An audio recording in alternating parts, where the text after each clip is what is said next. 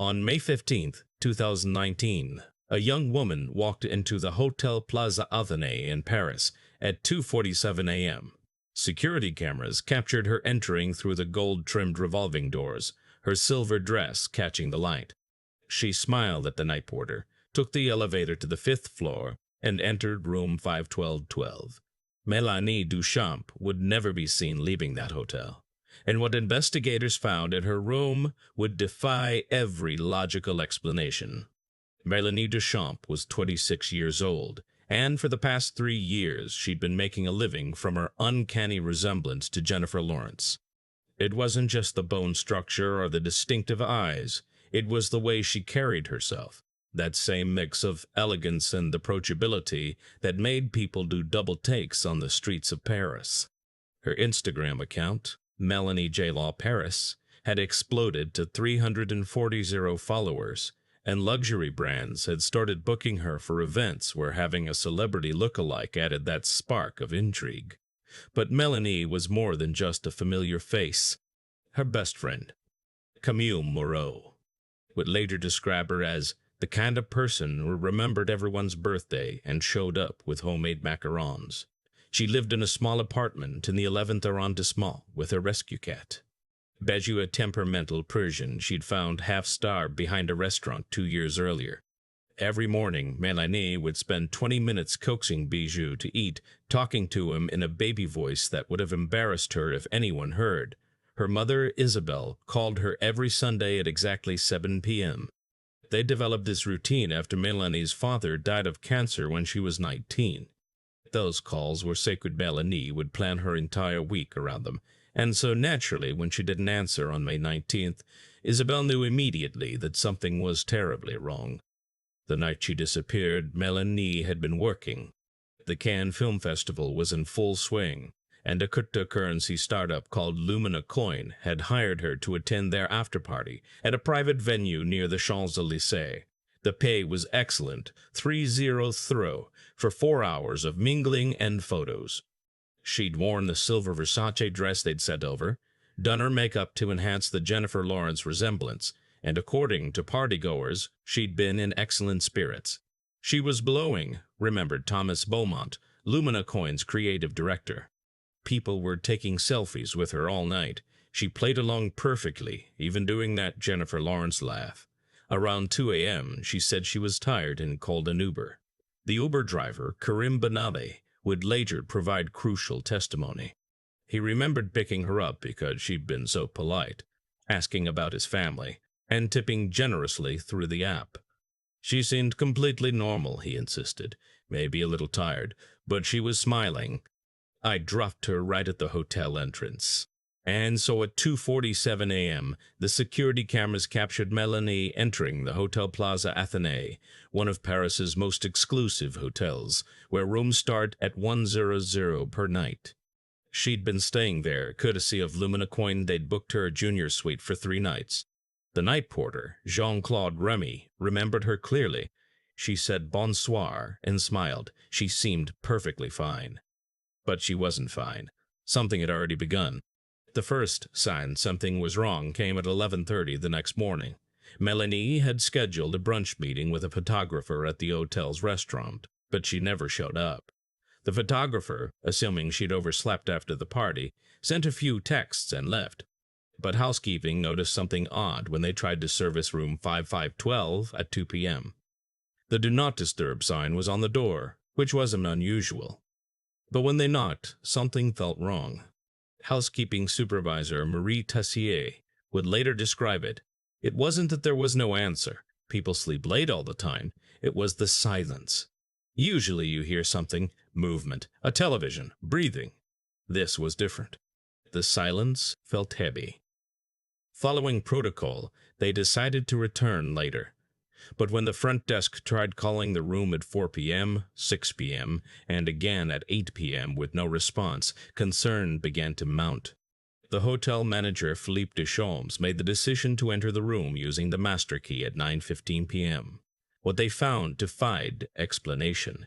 The room was immaculate. Mélanie's silver dress hung carefully in the closet. Her makeup was arranged precisely on the bathroom counter. Her phone sat charging on the nightstand, showing 47 missed calls. Her Louis Vuitton purse was on the chair, wallet and identification inside. Everything suggested she'd simply stepped out for a moment. Except for the balcony door. It stood wide open to the Paris night, the sheer curtains billowing inward. The balcony itself was small, barely 2 meters deep, with a waist-high iron railing. Below was a 5-story drop to the hotel's private courtyard. But there was no body, no sign of struggle, no indication anyone had gone over. And so naturally, this changed everything the police thought they understood about the case. Detective Capitaine Sylvia Laurent of the Paris Prefecture arrived at 10:47 p.m. with her team. A veteran of 15 years, Laurent had worked hundreds of missing persons cases, but this one immediately felt different. The scene was too perfect, she would later note in her report. It was like a stage set waiting for the actors to return. The investigation began with the security footage, and what they discovered only deepened the mystery.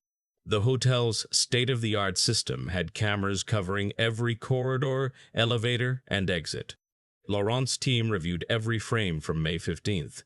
They saw Mélanie enter at 2:47 a.m., take the elevator to the 5th floor, and walk down the hallway to her room. The timestamp showed her entering room 512 at 2:51 a.m. And then nothing. No footage showed her leaving the room. No footage showed her in the corridors. The camera covering the 5th floor hallway had an unobstructed view of her door, and it never opened again. But that wasn't even the strangest part. The hotel's balcony faced an interior courtyard surrounded by the building's other wings. If someone had jumped or fallen, they would have landed in a small enclosed garden area that was checked every morning by maintenance staff. Security cameras covered this courtyard from multiple angles. The footage showed nothing. No body, no movement, not even a disturbed plant. But as it would turn out, the mystery was just beginning. Laurent's team discovered that Mélanie's phone had continued to show activity after she'd entered her room. At 3:14 a.m., someone had used it to search for height needed to survive fall and Paris emergency exits. At 3:22 a.m., a message was typed in her notes app but never sent. They know I'm not her. Her laptop revealed more disturbing details. In the weeks leading up to her disappearance, Mélanie had received increasingly strange messages through her Instagram account. They started benignly fans saying she looked like Jennifer Lawrence, but by early May they'd taken a darker turn. One persistent user, True Star Watcher, had sent dozens of messages insisting Mélanie was the real Jennifer and that they had replaced the actress with an imposter. What they discovered next changed everything. The hotel's guest registry showed something impossible. Mélanie Duchamp had checked out of room 512 at 8:47 a.m. on May 16th. The signature on the checkout form was hers handwriting. Experts confirmed it. The desk clerk who'd supposedly processed the checkout had no memory of it, and the security footage for that time period was mysteriously corrupted. Therefore, the investigators expanded their search. They interviewed every guest, every staff member, every person who'd attended the Luminicoin party. Most had nothing useful to offer, but then they found Alexis Prévost, a bartender who'd worked the event. There was this woman, he remembered. She wasn't part of the party, but she was standing across the street watching. She had binoculars. When Mélanie left, this woman followed, the Uber. Security footage from the party venue confirmed it, a figure in a dark coat standing in the shadows, raising binoculars whenever Mélanie appeared near the windows. The woman's face was never clearly visible, but her height and build were distinctive. She was tall, nearly 6 feet, with a peculiar way of holding herself that surveillance experts said suggested formal training. And this is where the story takes its darkest turn. 3 weeks into the investigation, Laurent received a call that would haunt her forever. A maintenance worker at Père Lachaise Cemetery reported finding something strange in one of the old mausoleum's women's clothing that matched what Mélanie had been wearing, but no body. The clothes were laid out carefully, almost reverently, inside the Duchamp family tomb. Yes, Mélanie's own family tomb, where her grandmother had been interred in 1987. The silver Versace dress was folded with military precision. Her shoes were placed side by side, but it was what they found underneath that made even veteran investigators step back. A collection of photographs, hundreds of them, showing Mélanie from the past 3 years. Photos taken from distances that suggested a telescopic lens. Photos through her apartment window. Photos of her sleeping.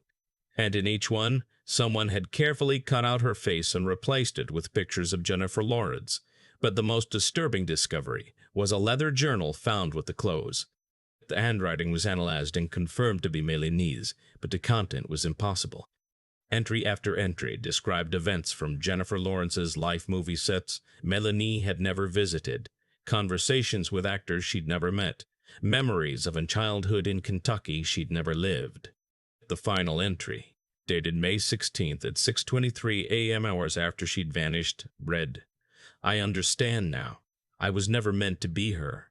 I was meant to become her. The reflection doesn't lie anymore. When I look in the mirror, I see who I really am, and she sees me. We're switching places tonight. She's tired of being Jennifer. I'm tired of being Mélanie. The door is open." Hotel staff would later report that on the morning of May 16th, a woman matching Mélanie's description was seen leaving through a service exit. But she moved differently, confident, purposeful, American-accented when she spoke. She hailed a taxi to Charles de Gaulle Airport. She was never seen again. The investigation officially remains open, though active searching ceased after 6 months. Isabelle Duchamp still calls her daughter's phone every Sunday at 7 p.m. Sometimes she swears she hears breathing on the other end. The room 512 at the Hôtel Plaza Athénée was renovated and renumbered. Staff don't discuss what happened there. Jean-Claude Remy, the night porter, quit 3 months after Mélanie's disappearance. He told friends he'd started seeing her in the lobby during his shifts, always at 2:47 a.m., always smiling, always walking toward the elevator. Camille Moreau keeps Bijou now. The cat still sits by the door every evening at 6:30, the time Mélanie used to come home.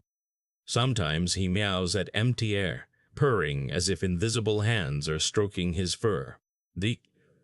The True Star Watcher Instagram account went silent the day Mélanie disappeared. IP tracking led nowhere. The posts had been routed through dozens of proxies. The account's final post, uploaded at 3:22 a.m. on May 16th, showed a blurry photo of 2 women standing back to back. The caption read, "The exchange is complete, and perhaps most unsettling." Celebrity gossip sites noted that Jennifer Lawrence seemed different after May 2019 smaller gestures. A slight French accent that slipped out in unguarded moments. A new fear of height she'd never had before.